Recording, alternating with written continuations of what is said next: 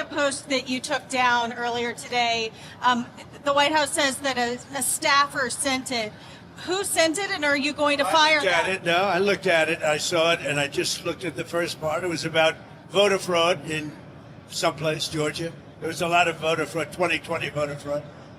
And I didn't see the whole thing. I guess during the end of it, there was some kind of a picture that people don't like. I wouldn't like it either, but I didn't see it. I looked at the first part, and it was really about voter fraud in and the machines, how crooked it is, how disgusting it is. Then I gave it to the people.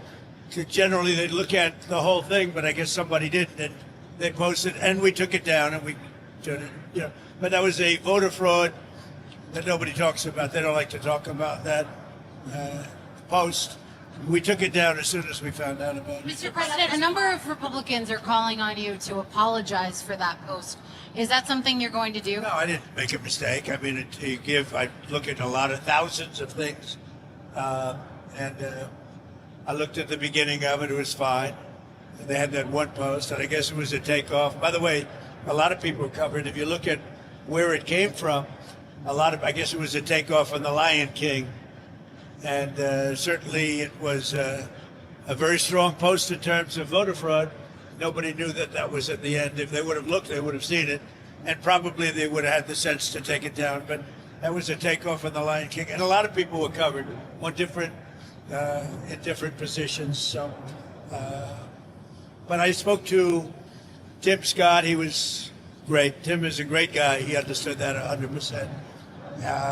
Go ahead. Mr. President, Steve Witkoff, Jared Kushner met with Iran's foreign minister today. You also had Brad Cooper there, the head of CENTCOM.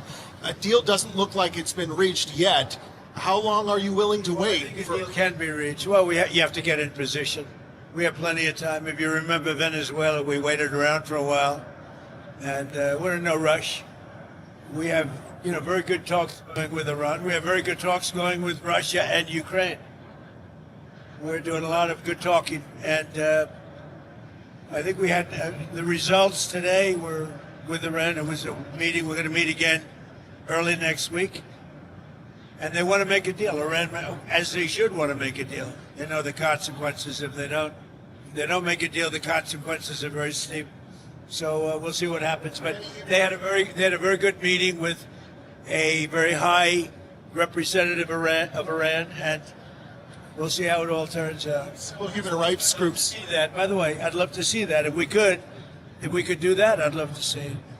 Mr. President, is a deal that is acceptable that only covers with Iran? Is there a deal that only covers nuclear that would be acceptable to you? Because they just want to have nuclear. They don't want to have anything else. That would be acceptable, but the one thing, and right up front, no nuclear weapons. If we could have made that deal 2 years ago, we would have made that deal, but they weren't willing to do that. Now they are willing to do it. So they're willing to do much more than they would have a year and a half ago, or even a year ago when don't forget, we've only been doing this for exactly 1 year. And we started with them a few months after the beginning of this term. This term has been amazing.